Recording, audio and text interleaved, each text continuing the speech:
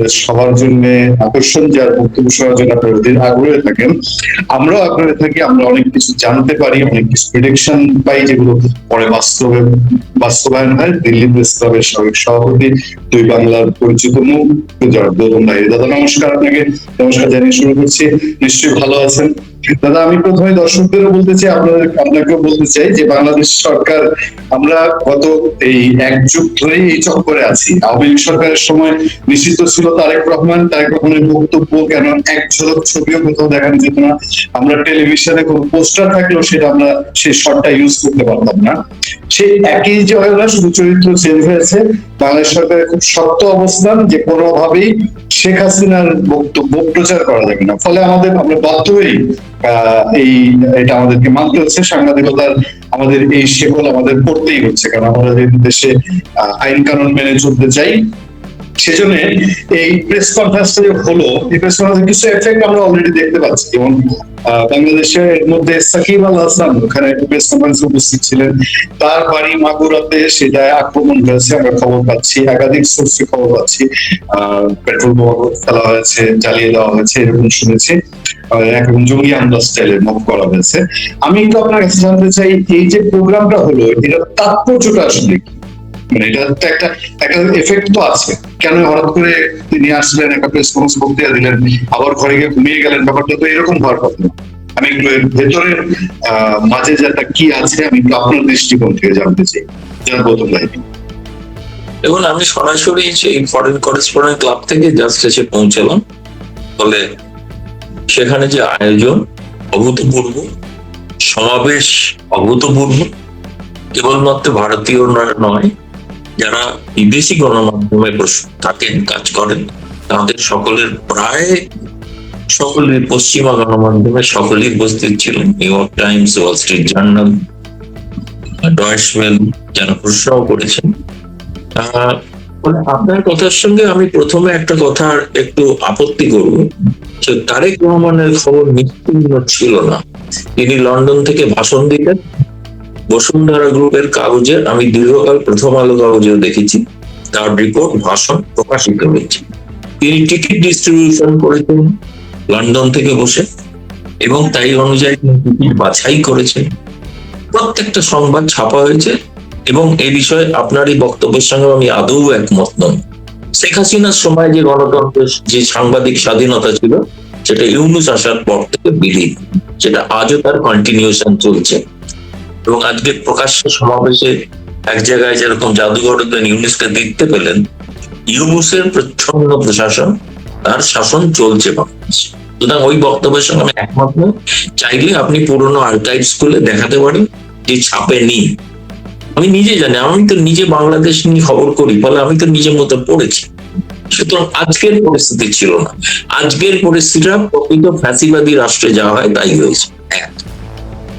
দুই হচ্ছে, আজকে প্রথম আন্তর্জাতিক মিডিয়ার কাছে শেখ হাসিনা এই প্রথম। এর আগে প্রশ্ন ছিল তিনি অডিওতে আসতেন, কেউ কেউ বলতেন অডিওটা নাকি রেকর্ডেড, কিন্তু অডিও রেকর্ডেড ভাষণ ছিল তার প্রথমটা এই এফসিসিতেই জানুয়ারি মাসে। কিন্তু গোটাটাই তিনি অনলাইনে উপস্থিত ছিলেন। তাতেও অনেকের সন্দেহ যে আদৌ তিনি কিনা, এআই মারমত্ত হচ্ছে কিনা। আজকে আরেক ধাপ উন্নত, সেটা হচ্ছে তিনি সাংবাদিকদের প্রশ্নের উত্তর দিয়েছেন। সব নয়, অনেকগুলোতেই জয়ের উত্তর দিয়েছে, কিন্তু তিনিও উত্তর দিয়েছেন প্রথম দুটি প্রশ্ন। খুব ইন্টারেস্টিং ব্যাপার হচ্ছে, একটা সময় একজন সাংবাদিক প্রশ্ন করেছিলেন, তাতে সেই প্রশ্নটা শুনে সজীব জয় বললেন যে বোধহয় শেখ হাসিনা বোধহয় চলে গিয়েছেন, তিনি এখন বোধহয় নেই, ফলে তিনি আর এই প্রশ্নের উত্তর দিতে পারবেন না। সঙ্গে সঙ্গে আমরা শুনতে পেলাম সকলে, না না, আমি আছি, I am here, I have to answer this question. ফলে ওখানে যত গণমাধ্যম ছিল, বাকি অনেকে আপনাদের পণ্ডিত অনেকে আছে তো, সাংবাদিক এবং কিছু আর নেতাও আছে। দুর্ভাগ্যজনক, সেটা আবার আওয়ামী লীগ বলে দাবি করেন সে নেতা। তিনিও আবার বলেন যে, কি নাম জানা, রাশেদ মির্জাফর নাকি না, রাশেদ মির্জাফর বোধহয় নাম, না হবে। হ্যাঁ, তো তিনি বোধহয় বলছিলেন যে শুনলাম ও সব অডিও রেকর্ডে বলা থাকে, আর গৌতম লাহিড়ী গুজব ছড়ায়। গৌতম লাহিড়ী গুজব ছড়ায়নি, 23 সালে বলেছিল বাংলাদেশ বিস্ফোরণের মুখে আছে, যে কোনো মুহূর্তে অঘটন ঘটবে, যেটা ছাপা হয়েছিল বাংলাদেশের কাগজে। এটাও বলেছিলাম অনেক আওয়ামী লীগের নেতা যারা ভেবেছেন জোর করে টিকিট পেয়েছেন তারা হারবে, এবং তার মধ্যে এই রাশেদ মির্জাফর হেরেছিলেন। তিনি হেরেছিলেন নৌকা টিকিট নিয়ে, যে ইলেকশনে হারার কথা ভাবাই যায় না, সেই ইলেকশনে তিনি হেরেছিলেন। তিনি তো আওয়ামী লীগ কোনোদিন নন, তিনি তো হঠাৎ করে তার বাবার কারণে এসেছিলেন। তার বাবা ছিলেন এরশাদের সময় আমলা, এবং আমাকে তো লক্ষ লক্ষ ফোন করে বলছেন অনেকে যে আজকে শেখ হাসিনা সেই সব সমালোচকদের, দলের বাইরে আর দলের অভ্যন্তরের যে মির্জাফর, তাদের বিরুদ্ধে আজকে সমুচিত জবাব দিয়েছেন। আমি কপাটে গালে থাপ্পড় মেরেছি। 2, এমনকি অনেকে সাংবাদিক এসেছিল, শুধুমাত্র কেউ কেউ এসছে সুদূর আমেরিকা থেকে, সাংবাদিক যারা ইউটিউব করে, তারা নিজেরা দেখেছেন অনুষ্ঠান। এবং যেটা শুনুন, পশ্চিমা সংবাদ মাধ্যম তারা, তাদের বক্তব্য হচ্ছে যে এখন তারপরেও প্রশ্ন চলেছে কেউ, আচ্ছা ভিডিওতে তো এলেন না, আচ্ছা যদি ধরুন কথা ভিডিওতে এসে যান, তাহলে তারপরে কি আপনার দাবি আছে? তিনি কেন দাঁড়িয়ে গান গাইছেন না? তাই অদ্ভুত কথা। দরকার হলে আপনাদের সমস্ত সন্দেহ নিরসন হবে, কোনো অসুবিধা নেই। তার যেটা ঘোষণা ছিল সেটা আজকে প্রকাশ্য সাংবাদিক বৈঠক করে তিনি তার একটা পুনরুক্তি করেছেন। আমি ওই প্রসঙ্গে যাচ্ছি না যে বর্তমান বাংলাদেশ সরকারের অবস্থা কি দাঁড়িয়েছে না, স্বাভাবিক সেগুলো বলার কথা, সেগুলো তিনি বলবেন, সেগুলো রাজনৈতিক পক্ষ, সেটা তো তার বলতেই হবে। মোদ্দা বিষয় যেটা, সেটা হচ্ছে যে তিনি ডিসেম্বরে ফিরছেন, তারিখ বলেননি, এটাও বলেছেন বিজয়ের মাস, সেই মাসেই তো ফিরব, আর কবে ফিরব। আজকে তুলনামূলক ভাবে অন্য একটা চিত্র দেখেছি, কিন্তু আমরা এখানে ব্যাপক প্রচারিত। আপনি সাকিবের বাড়ির মলোটভ ককটেল দেখা গেছে, জানতাম যে এরকম হবে আর কি, স্বাভাবিক কিছু নয়। সেই দেশটা তো এরকমই দেশ না, একটা মবের দেশ, শৃঙ্খলা বলে তো কিছু নেই। আমি তো বলছি ইউনুসের বর্ধিত প্রশাসন চলছে। তৃতীয়ত, আপনি দেখুন আজকে তো আপনাদের জুলাই বিপ্লব পালিত হয়েছে, সেই অনুষ্ঠানে কি ঘটেছে সেটা কি আপনারা দেখাতে পারছেন? তো আমরা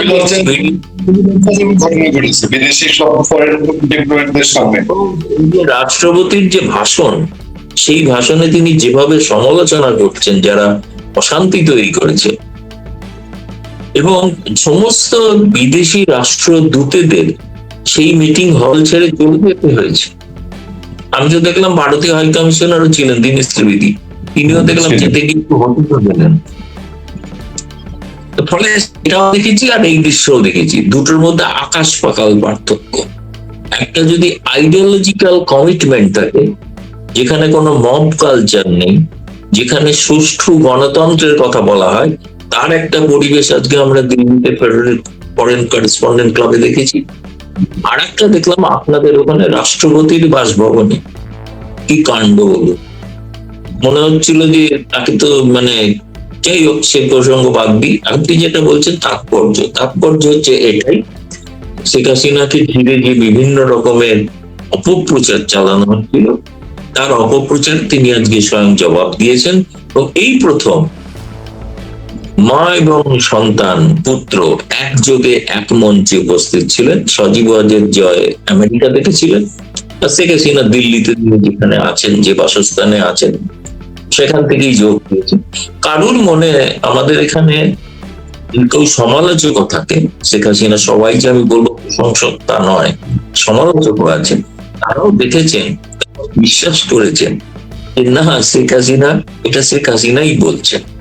এবং বলছেন শুধু নয়, তার যে স্বভাব সিদ্ধ ভঙ্গিতে তিনি যেভাবে হেসে ওঠেন, যেভাবে হাসেন, যেভাবে প্রতিক্রিয়া রিয়াক্ট করে, সেগুলো করেছেন, সেগুলো তো বিশেষ করে বাংলাদেশি মানুষ, তো বাংলাদেশি যারা অভিজ্ঞ, আজকে নিশ্চয়ই আপনাদের গোয়েন্দাদের ঘুম নাই, সকাল থেকেই হয়তো তাদের এই নিয়ে দেখতে হচ্ছে, দেখেছেন তারাও, সব নেতারাও দেখছেন, আমি জানি গোপনে দেখছেন।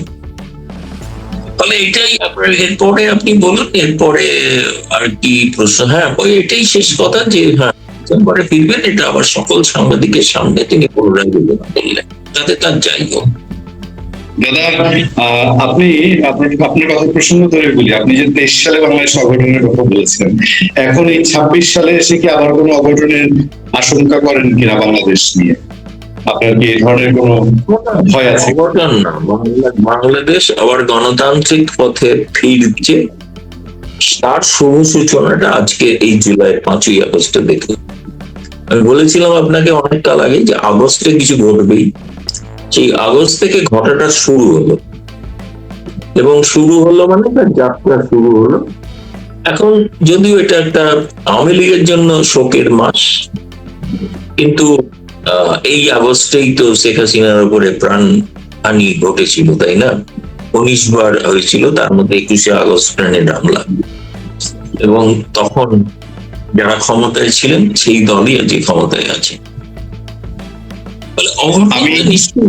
আপনি যেটাকে অঘটন বলছেন, আমি অঘটন বলছি না, আমি বলছি বাংলাদেশে আবার গণতন্ত্রের চাকা ফিরছে, এবং অগণতান্ত্রিক ব্যবস্থার অবসানের একটা সম্ভাবনা দেখা দিয়েছে, আশার আলো দেখা দিয়েছে, এইটাই বলতে পারি।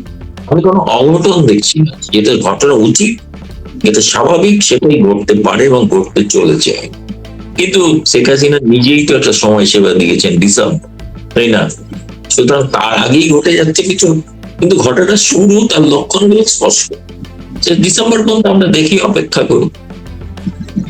দাদা, আমি আরেকটা প্রসঙ্গে যাওয়ার আগে একটু দর্শকদেরকে ধন্যবাদ জানাতে চাই। আজকেও সর্বাধিক সংখ্যক দর্শক, প্রায় 1,500 দর্শক লাইভ ভিউতে আছে, যুক্ত আছেন আমাদের সাথে। তাদেরকে একটা ধন্যবাদ জানিয়ে, বাংলাদেশ সরকার রিকোয়েস্ট করেছিল ইন্ডিয়াকে যেন শেখ হাসিনা এই প্রোগ্রাম করতে না পারেন। আমরা সরাসরি যদি বুঝি, কারণ একটা সরাসরি দীনেশ ত্রিবেদীকে বাংলাদেশের পররাষ্ট্র উপদেষ্টা তিনি বলেছিলেন, এবং এরপরে এটা নিয়ে পররাষ্ট্র প্রতিমন্ত্রী কথা বলেছেন। আপনার কি মনে হয় না এটা এই দুই দেশের সম্পর্কে কোনো প্রভাব ফেলতে পারে? এবং সামনে যেহেতু ব্রিক্স এর টাওয়ারটা এখন চলে আছে প্রধানমন্ত্রী তারেক রহমানের, এটা কোনো এফেক্ট করতে পারে কি মনে করেন আপনি? না, দেখুন, শেখ হাসিনার উপস্থিতি এবং ভারতের উপস্থিতি, সে ব্যাপারে ভারত সরকার স্পষ্টই এর আগে খলিলুর রহমানকে জানিয়ে দিয়েছিলেন তিনি যখন এসেছিলেন, এবং খলিলুর রহমান সেই রেকর্ড, সেটা ট্রান্সক্রিপ্টও আছে আমার কাছে, তিনি যে সাংবাদিকদের কাছে বলেছিলেন যে শেখ হাসিনা আছেন, এটা আমরা জানি, মেনে নিয়েছি, এবং সেটা ছাড়াই কিন্তু আমাদের সম্পর্কের উন্নতি হতে পারে, সেটা কিন্তু খলিলুর রহমান নিজে বলেছিলেন সেই ব্রেকফাস্ট মিটিং, সম্পাদকদের সঙ্গে ব্রেকফাস্ট। ফলে হঠাৎ এখন শেখ হাসিনা এখানে থাকলে তো এই ধরনের কাণ্ড করবে, ভারত সরকার তো জানিয়েছে, ব্যাপারে আমাদের কোনো ভূমিকা নেই। আমরা একটা প্রাইভেট মিডিয়া অর্গানাইজেশন, তারা শেখ হাসিনাকে আমন্ত্রণ জানিয়েছে, আর তাও আবার কি বিদেশি সংবাদ মাধ্যম, তাদেরকে কি করে ভারত সরকার না করবে যে আপনারা এটা করতে পারবেন না, আর শেখ হাসিনাকে বলে দেবে যে আপনি কি বলবেন, সেটা তো সম্ভব না বলা, না? এটা তো আপনি তো বাংলাদেশেই দেখতে পাচ্ছেন, সকালবেলায় নেতা রিকোয়েস্ট করার পরেও হাঙ্গামা থামছে না, ও রাষ্ট্রপতি বললেন নেতার কথাটাও তো শোনেন না, তাই না? তো সেই বাংলাদেশ শোনে না, সেখানে হঠাৎ এখানে ভারত সরকার তাকে নির্দেশ দেবে এটা এটা বলবেন, অমুকটা বলবেন না, এটা হয় কখনো নেই। তিনি যা এটা বলে দিয়েছে ভারত সরকার, হ্যাঁ তিনি হয়তো অনেক রাজনৈতিক বক্তব্য রাখতে পারেন, সেটার সঙ্গে আমরা সহমত, এটার সঙ্গে আমরা সহমত। কিন্তু ব্রিক্স এর আমন্ত্রণে যদি তারেক রহমান না আসে, আমি দেখেছি বাংলাদেশের কিছু কাগজ ইতিমধ্যে লিখতে শুরু করেছে যে যাওয়া উচিত, তাহলে ব্রিক্স এর দরজা চিরকালের জন্য বাংলাদেশের কাছে বন্ধ হয়ে যাবে। সেই পূরণ করা ভবিষ্যতের প্রধানমন্ত্রীদের পক্ষে মুশকিল হয়ে যাবে। একটা আন্তর্জাতিক মঞ্চের আমন্ত্রণ, এটা প্রধানমন্ত্রী নরেন্দ্র মোদী আমন্ত্রণ জানাননি, এই আমন্ত্রণটা জানিয়েছে ব্রিক্স এর সভাপতি। আগামী দিনে ব্রিক্স এর সভাপতি অন্য রাষ্ট্র হবে, ভারত এখানে আমন্ত্রণ বলে আসবেন না, এরকম যদি কোনো সিদ্ধান্ত নিয়ে থাকেন, এটা আমি বলবো হঠকারী সিদ্ধান্ত, এবং বাংলাদেশের যারা নষ্ট করছেন। ভবিষ্যতে ব্রিক্স এর যে সদস্য হওয়ার যে আবেদন, সেটা তো অনেক অনেক দূর, মানে 20 বাও জলে চলে যাবে। আমার মনে হয় আমি এখনো বিশ্বাস করি তিনি আসবেন। এর সঙ্গে এটাকে ভারতের সঙ্গে দ্বিপাক্ষিক সম্পর্কের বিষয় হিসেবে দেখবেন না যদি তিনি প্রাজ্ঞ রাষ্ট্রনেতা হয়ে থাকেন।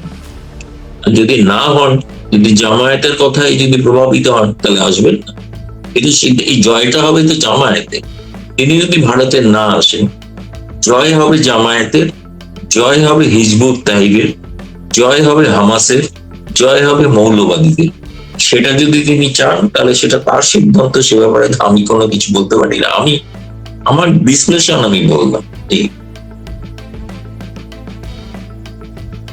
দাদা, আমি যদি আনুষ্ঠানিক ভাবে ভারতের অবস্থান নাও বলি, আমরা বুঝতে বাকি থাকে না শেখ হাসিনা যেভাবে যে আতিথেয়তায় ভারতে আসে, তার নিরাপত্তা, তার অন্যান্য সুযোগ সুবিধা, বাংলাদেশ সরকারের কথার বাইরে তাকে মিডিয়ায় বক্তব্য দিতে দেওয়া, এই প্রেস কনফারেন্স করা, এই সম্পর্কটা ভারত সরকার কি কোনদিন চাবে যে ডিসেম্বর আসতে যাচ্ছেন, যাও তুমি বাংলাদেশে গিয়ে মরো গিয়ে? এইটা যে ভারত চাবে না, এটা আমরা অনুমান করতে পারি। তাহলে সেই ক্ষেত্রে শেখ হাসিনা আসার কেন্দ্র করে কি বাংলাদেশ সরকারের সাথে ভারতের একটা দূরত্ব বাড়ার সম্ভাবনা? নিশ্চয়ই এটা বাংলাদেশ সরকারও ভাবছে, তারাও ভাবছে যে ডিসেম্বরে শেখ হাসিনা পাঠানোর পেছনে যদি ভারত থাকে তাহলে পরিস্থিতিটা কি হবে। এটা একটা জটিল পরিস্থিতি। হবে না। তারেক রহমান বিজেপি এই বিএনপি সরকারের পক্ষে শেখ হাসিনার কেশাগ্র স্পর্শ করার সাহস হবে, আমি বলে দিচ্ছি। যত চাই ভাষণ দিই, কেশাগ্র স্পর্শ করতে পারবে। কারণ প্রথম কথা হচ্ছে, এখানে এই সাংবাদিক বৈঠকে প্রাক্তন মন্ত্রী, সাবেক প্রধানমন্ত্রী, তিনি বলেছেন যে শেখ হাসিনাকে এখানে প্রধানমন্ত্রীর মর্যাদায় রাখা হয়েছে, তার নিরাপত্তা যেরকম দেওয়া উচিত সেরকম দেওয়া হয়েছে। এবং শেখ হাসিনা নিজে বলেছে প্রশ্নের উত্তরে, ভারত সবসময় আমাদের সঙ্গে থাকে, সংকট হলে ভারত পাশে থাকে। ফলে এটা একটা সংকট, তো শেখ হাসিনার প্রাণ সংশয় যদি হয়, তাহলে শেখ হাসিনা মনে করেন যদিও তিনি বলেছেন না ভারত সরকারের সঙ্গে আমার কোনো আলোচনা হয়নি, এমনকি বর্তমান বিএনপি সরকারের সঙ্গে কোনো আলোচনা হয়েছে এমনও তিনি বলেন, স্বীকার করেন। আমি বলবো স্বীকার করেন।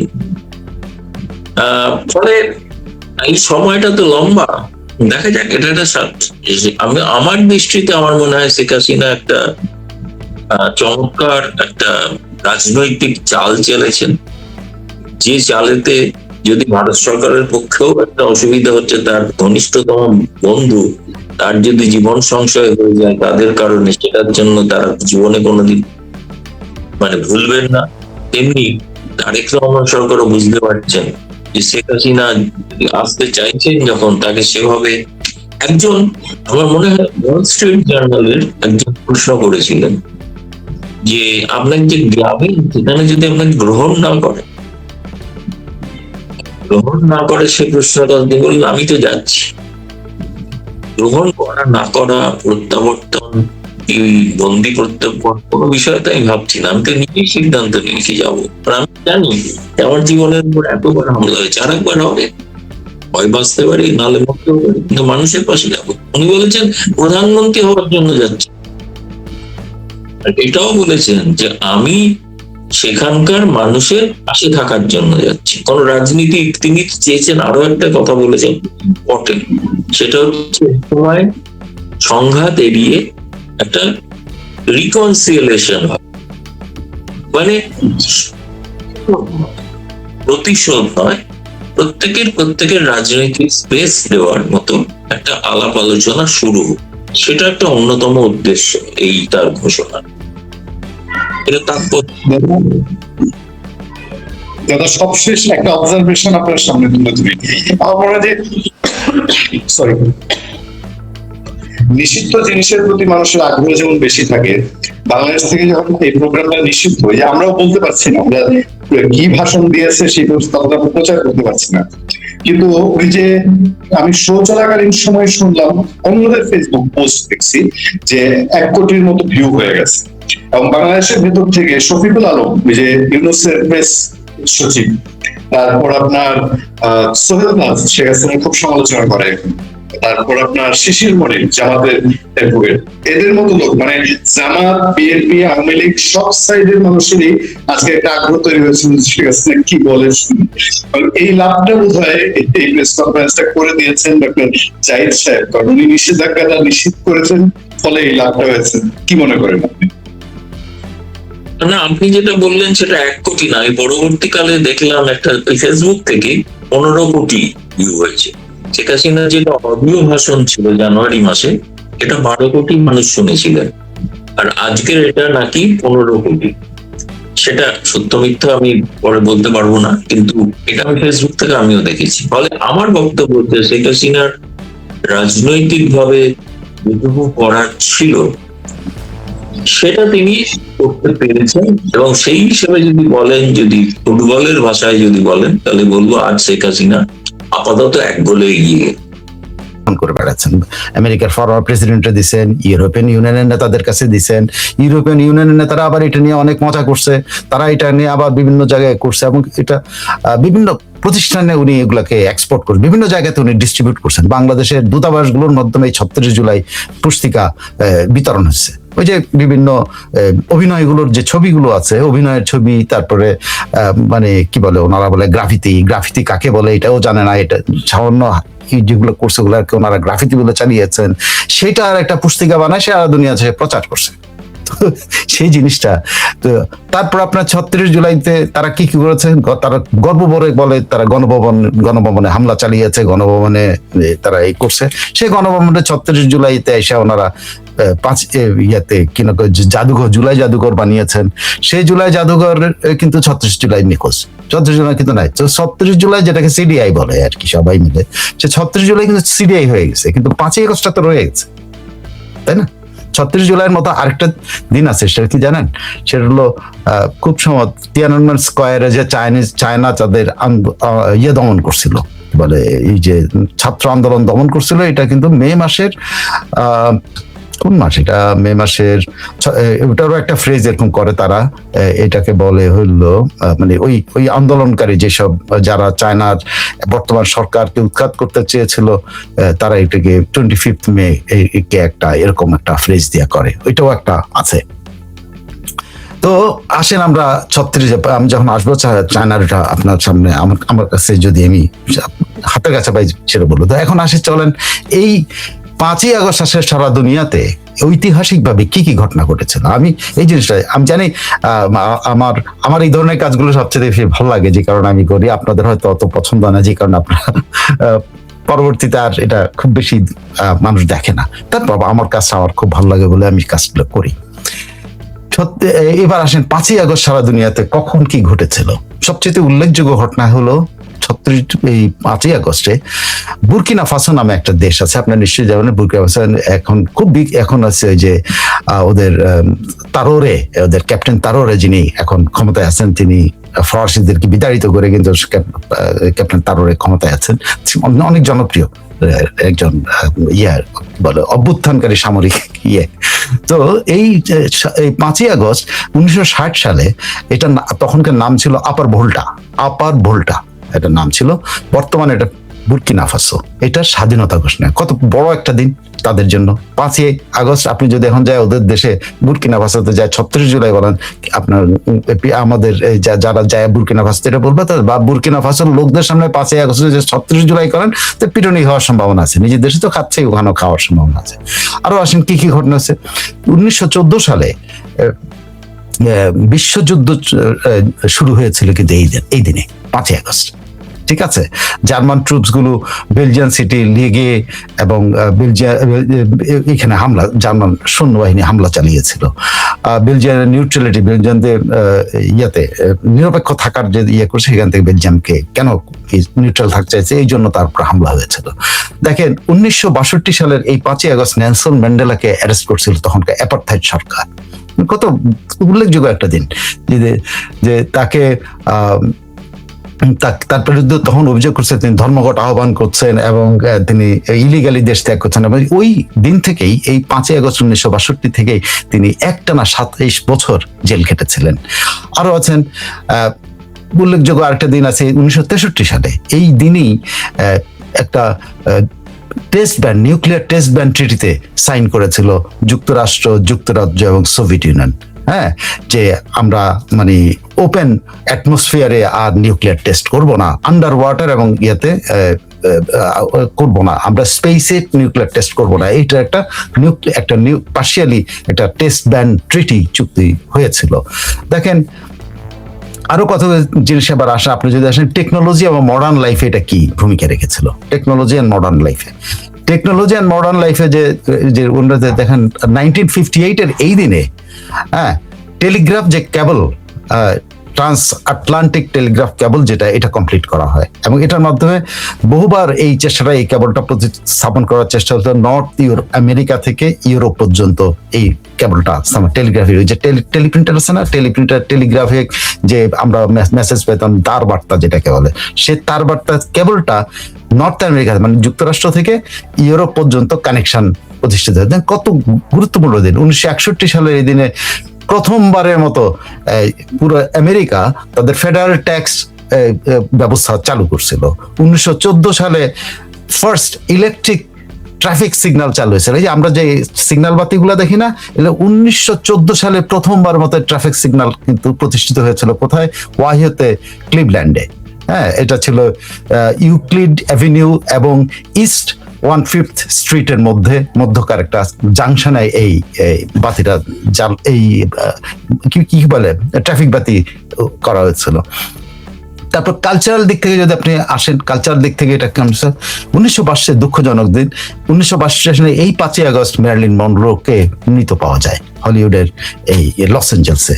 তো মনরোকে তার রুমে, হোটেল রুমে খুব সম্ভবত তাকে, ম্যারিলিন মনরো বিখ্যাত, সবাই জানেন ম্যারিলিন মনরো সেই বিখ্যাত ছবির জন্য উনি খুবই বিখ্যাত। সেই ম্যারিলিন মনরোর মৃতদেহ পাওয়া যায় এই দিনে। 1947 সালে একটা টিনদের মানে অপ্রাপ্ত বয়স্কদের একটা ডান্স শো এবিসি স্টেশনে হয়, যেটা খুবই আলোচিত হয়েছিল। সেটা এবিসি স্টেশনে বাচ্চাদের একটা ডান্স শো প্রচারিত হয়েছে 1947 সালে। হ্যাঁ, এটার নাম ছিল ব্যান্ডস্ট্যান্ড, আমেরিকান ব্যান্ডস্ট্যান্ড। 1936 সালে এই দিনে এবং 1948 সালে প্রথমবারের মতো যে কি বলে first Asian American Olympic gold medalist হলো সামি লি এবং ভিকি ড্রাভাস। সামি লি হয়েছেন হলো 1948 সালের 5ই আগস্ট, কি বলে সামি লি, হ্যাঁ, 1936 সালের 5ই আগস্ট, আর ভিকি ড্রেভস হচ্ছিলেন 1948 সালের 5ই আগস্ট। তো দেখেন কত বৈচিত্র্যপূর্ণ এই 5ই আগস্ট। আর সেই 5ই আগস্টটা আমরা 36 জুলাই বানিয়েছি হলো, যেটার এক্সিস্টেন্সে নাই। আপনি কোথাও পৃথিবীর কোথাও এই 36 নামের হিসাবই নেই। ওনারা 36 হিসাব করছেন কেমনে? যে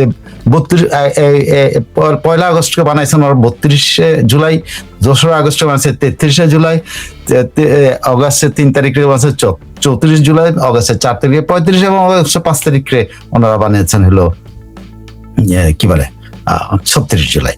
তো এটা সোফার সারা দুনিয়াতে আপনি এটা একটা এই ধরনের ঘটনার একটা উদাহরণ পাওয়া যায়, সেটা হলো 36 জুলাইয়ের উদাহরণটা হলো কোথায় ধরেন তো, এটা চায়নার একটা, হ্যাঁ, মে 35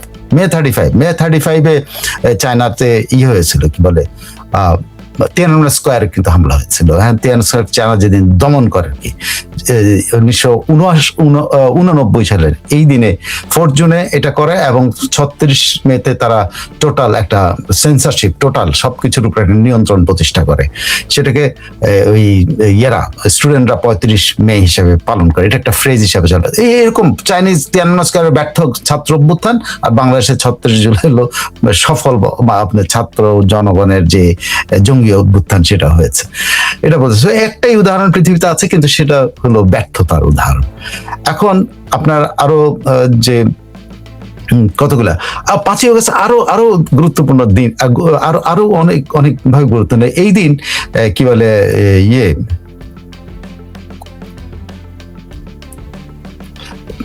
ফ্রেডরিক এঙ্গেলস এর কথা সবাই নিশ্চয় আছে। মার্কস ফ্রেডরিক এঙ্গেলস 5ই আগস্টে লন্ডনে উনি মারা যান 1895 সালে।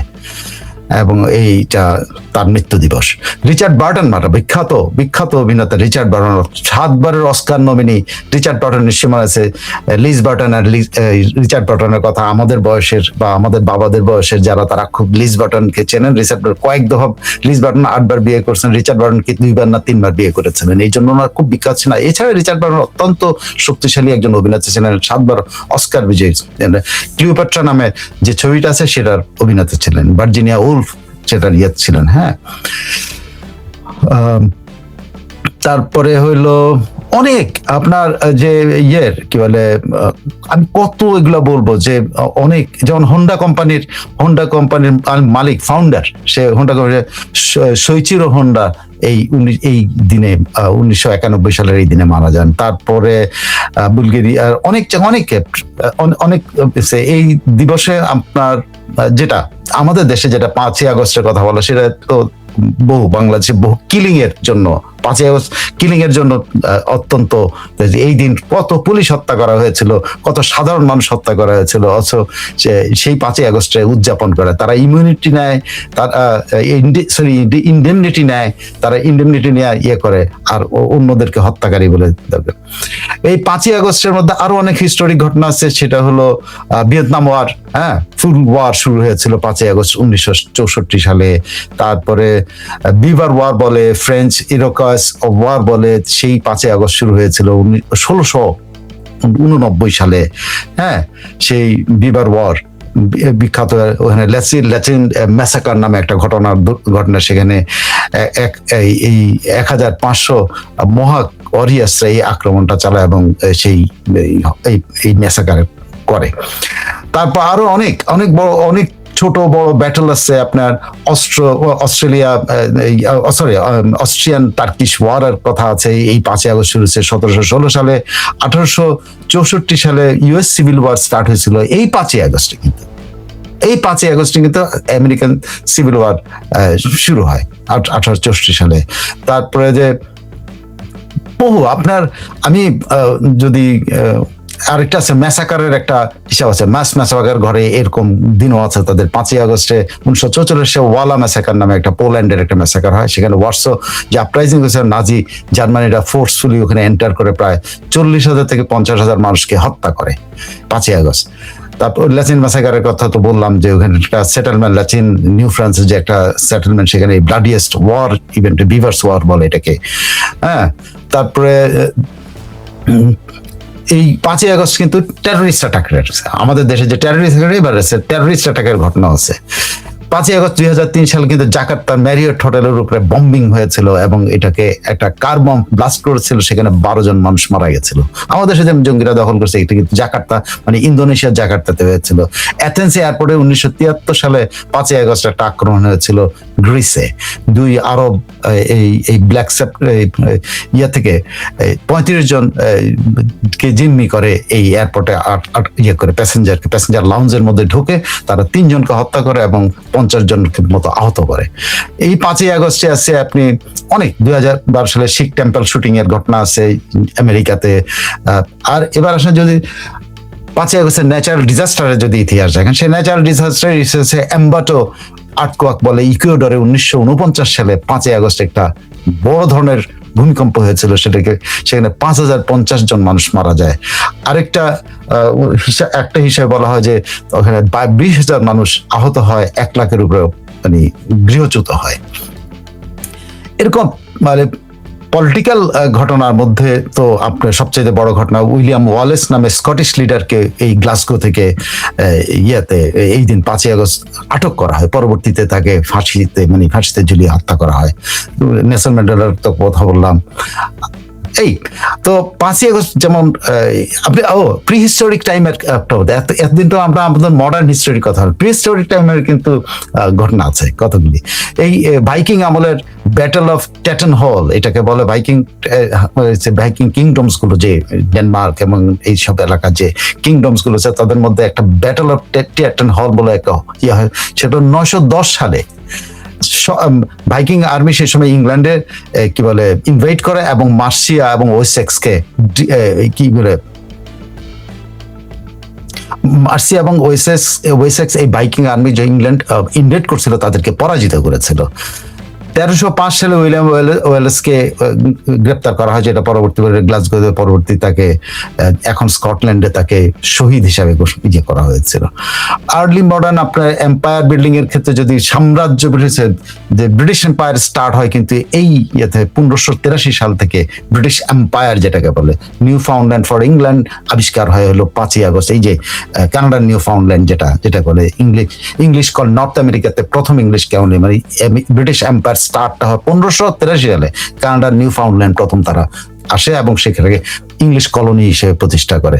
সো এরকম মজার আপনি ইন্ডাস্ট্রিয়াল টেকনোলজি, ওই যে বলছিলাম যে ইন্ডাস্ট্রিয়াল এরাতে যে টেকনোলজিক্যাল এবং ন্যাশনাল যে সমৃদ্ধির ব্যাপার সেগুলো তো আপনার আগে বলছে ট্রান্স আটলান্টিক অনেক কিছু, মানে ওই যে কেবল অনেক কিছু। সো দেখেন এই 5 আগস্ট, হ্যাঁ 5 আগস্ট অত্যন্ত মানে যদি আপনি ইতিহাস ঘাটেন অনেক মজার আপনি স্টোরি পাবেন।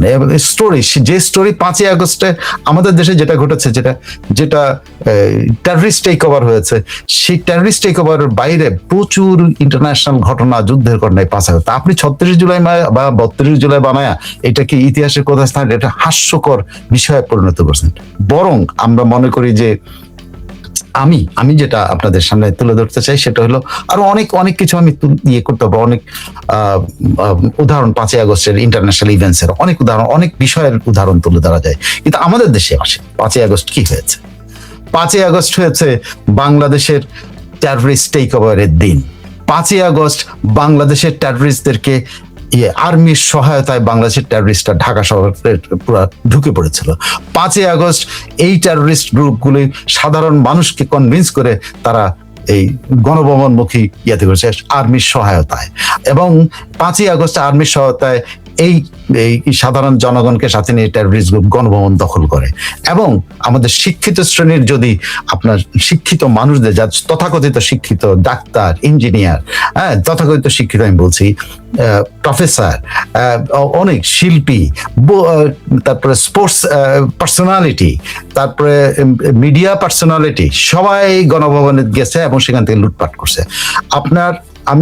আমার এই টেকনোলজিটা নাই থাকলে আমার কাছে অ্যারাউন্ড 200 পিকচার্স আমার কাছে আছে, যে পিকচার্স গুলোর যদি ছবি দেখেন ওখানে আপনি কিন্তু মানে যদি মানে টোটাল ছবিগুলো আছে সেখানে আপনি 175 মানে 25টা হয়তো পাবেন দরিদ্র কেউ হয়তো একটা তার নিয়ে যাচ্ছে বা একটা টেবিল চেয়ার নিয়ে যাচ্ছে, দরিদ্র কেউ। আদার দ্যান দ্যাট প্রত্যেকে কিন্তু মানে বুঝাই যায় যে তারা অবস্থাপন্ন পরিবারের, বুঝাই যায় যে তারা কোনো না কোনো ভাবে শিক্ষিত একটা এনভায়রনমেন্ট থেকে এসছেন, তারা কিন্তু লুটপাটে অংশগ্রহণ করেছে। দরিদ্ররা দেখেন, দরিদ্ররা কোথায় গেছে? বঙ্গবন্ধু ভবন যখন আপনার এই বঙ্গবন্ধু ভবন যখন ভাঙচুর করছে, জাদুঘর যখন ভাঙচুর করছে, তারা কিন্তু রড সিমেন্ট চুরি করছে। আর অবস্থাপন্নরা কি চুরি করেছে? বঙ্গবন্ধু ভবনের সমস্ত ভ্যালুয়েবল চুরি করেছে। শুধু বঙ্গবন্ধু ভবন না, আপনার পাশের বাড়ি রাহুল যে গান গায়, রাহুলের বাড়ি থেকে সমস্ত সরঞ্জামগুলো, বাদ্যযন্ত্রগুলো তারা চুরি করে নিয়ে গেছে। সব কারা চুরি করেছে? বাদ্যযন্ত্র নিশ্চয়ই একজন রিক্সাওয়ালা চুরি করে নেই, তার কাছে এটা কোনো মূল্যহীন, সে কারকে সেটা ব্যবহারও করতে জানে না, এটা কোথায় বিক্রি করবে এটাও সে জানে না। সো তার কাছে এটা মূল্যহীন ছিল। সে এই কারা চুরি করেছে? এই আমাদের মতো সুন্দর কাপড় চোপড় পরা সো কল্ড শিক্ষিতরাই চুরি করছে। সো এটাকে ওই যে আমি যার কাছ থেকে থাম্বনেইল করার আইডিয়াটা আমি পেয়েছে যে শিক্ষিতদের লুটপাট দিবস, এটা যদি বলি এটা অত্যন্ত দুর্দান্ত। আর সারা বাংলাদেশের মানুষের জন্য একটা লজ্জার দিবস। আমরা যদি বলি এই 5ই আগস্ট সারা বাংলাদেশের জঙ্গি টেক ওভারের দিবস, আমরা যদি বলি এই 5ই আগস্ট আমাদের সেনাবাহিনীর বেইমানির দিবস, আমরা যদি বলি এই 5ই আগস্ট আমাদের সকল প্রশাসনের, আমাদের পুলিশ হত্যা দিবস এবং প্রশাসনের সকল যারা কর্মকর্তা আছে তাদের উপর অত্যাচারের দিবস, এটা আমরা বলতে পারি। আমরা বলতে পারি এই 5ই আগস্ট হলো মুক্তিযুদ্ধ বিরোধী যে মানুষগুলো ছিল বাংলাদেশে, তারা গর্ত থেকে বেরিয়ে আসার দিবস। আমরা যদি বলি এটাকে রাজাকার আল বদর আল শামসের পুনর্বাসন দিবস, আমরা এটা বলতে পারি। আমরা আরো অনেক কিছু এই এই এই দিবসকে আমরা এটা বলতে পারি আমাদের মুক্তিযোদ্ধাদের উপর অত্যাচারের, মুক্তিযোদ্ধার উপর অপমান দিবস। আমরা যে 5ই আগস্টে বলি আমাদের শিক্ষক নির্যাতনের দিবস, আমরা যদি 5ই আগস্ট বলি আমাদের সাধারণ মানুষের উপর অত্যাচারের দিবস, আমরা যদি এটাকে বলি আমাদের বাংলাদেশের নারী নির্যাতনের দিবস, আমরা যদি বলি বাংলাদেশের শিশু নির্যাতনের দিবস, আমরা সব বলতে পারবো নেগেটিভ। প্রত্যেকটা যতগুলি দিবসের নাম আমি প্রত্যেকটা নিয়ে একটা এপিসোড করতে পারবো, কারণ এই সমস্ত তথ্য আপনি এখন মানে আপনার চারিদিকে ভরে আছে। প্রত্যেকটা যতগুলি আমি এরকম 25-30টা দিবস হিসাবে আমি এক একটা এপিসোড করবো। আপনি আমাদের আর্মির বেইমানের দিবস হিসাবে তো আপনি কয়েকটা এপিসোড করতে পারেন, তারা ওই দিন কি কি করেছে প্রত্যেকটা ঘটনার উপরে, প্রত্যেকটা ঘটনা। আপনার ফজলে এলাহি আকবরের বক্তব্য দিয়ে আপনি একটা এপিসোড করতে পারেন যে আর্মি কিভাবে কি করছিল। আপনি ইয়ের কিনা যে ইন্ডিয়ান সেনাপ্রধানের সঙ্গে ওয়াকারুজ্জামানের বাতচিত নিয়ে আপনি এপিসোড করতেন। আর্মি ওখানে শেখ হাসিনাকে নিয়ে কি ভূমিকা রেখেছিল সেটা নিয়ে একটা করতে পারেন। আপনি ওখানে আমাদের এসএসএফ শেখ হাসিনাকে কিভাবে সেভ করছে সেটার উপর আপনি করতে পারেন। ওখানে আপনি করতে পারেন গণভবন থেকে এসএসএফ কিভাবে নিজেদেরকে রক্ষা করছে সেটা করতে পারেন। ওখানে অনেক ইনভেস্টিগেটিভ, আপনি কত ইনভেস্টিগেটিভ রিপোর্ট করবেন যদি কোনো বাংলাদেশের জার্নালিস্ট আসলেই চায় তাহলে কিন্তু এটা করতে। ওইখানে কিভাবে স্পিকার সংসদ ভবন থেকে স্পিকার শিরেন শারমিন চৌধুরী কিভাবে বেঁচে ফিরলেন সেটার উপর আপনি রিপোর্ট করতে পারেন। আপনি ওখানে করতে পারেন আমাদের এসএসএফ কিভাবে ওখান থেকে যায় এই পার্লামেন্ট ভবনে আশ্রয় নিয়ে তারা রক্ষা পেয়েছে কিভাবে। ওখানে বীর কর্মচারী যারা এই এমপিদেরকে রক্ষা করেছেন, এসএফ সদস্য রক্ষা করেছেন এবং অনেক মন্ত্রীকে রক্ষা করেছেন, অনেক ইয়েকে রক্ষা করেছেন, স্পিকারকে রক্ষা করেছেন, সেই লোকগুলোর উপর যারা বীরত্বের পরিচয় দিয়েছে বা এই মানুষগুলিকে জান বাঁচিয়ে।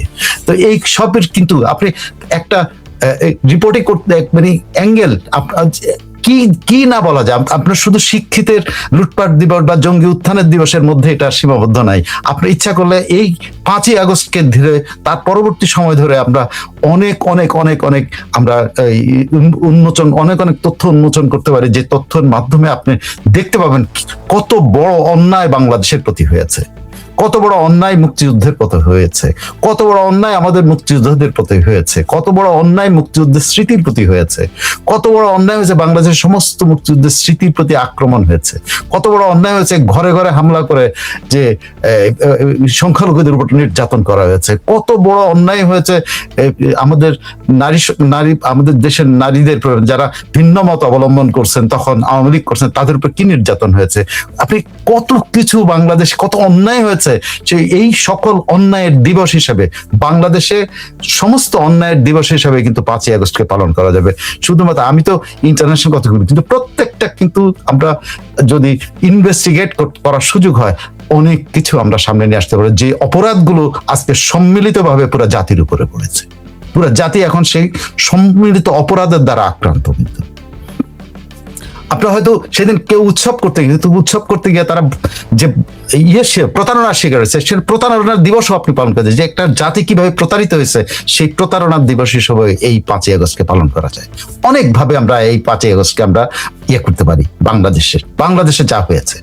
সো 36 জুলাই নামে যে জিনিসটা বাংলাদেশে যে ইউনুসের নামের একটা ডাকাত, বাংলাদেশের উপর যে ডাকাত বর্গী এলো দেশে বলে না, ডাকাত এলো দেশে, বাংলাদেশে ডাকাত যে বাংলাদেশে দখল করছিল সেই দখলের এই দিবস হিসেবে আপনি 5ই আগস্ট পালন করা যেতে পারে। 5ই আগস্টকে কোনোদিন বা 36 জুলাই বলে মহিমান্বিত করার কোনো সুযোগ নাই। এটা ইন্টারন্যাশনালি এখন মানুষ হাসে। এখন আর সেই পুস্তক কিন্তু কোথাও দেয় না। কোথাও আপনার দেখছেন যে তারেক রহমান সেই 5ই আগস্টের 36 জুলাইয়ের পুস্তক কাউকে দেয় না, কারণ এটা লজ্জার বিষয় হয়ে দাঁড়াইছে যে এই ধরনের কাজগুলো হয়েছে বাংলাদেশ ইজ বিং রেপড, বাংলাদেশকে ধর্ষণ করা হয়েছে। 5ই আগস্ট বাংলাদেশকে ধর্ষণ দিবস হিসেবে আপনি পালন করতে পারেন, বহু কিছু আপনার করতে পারেন, বহু কিছু।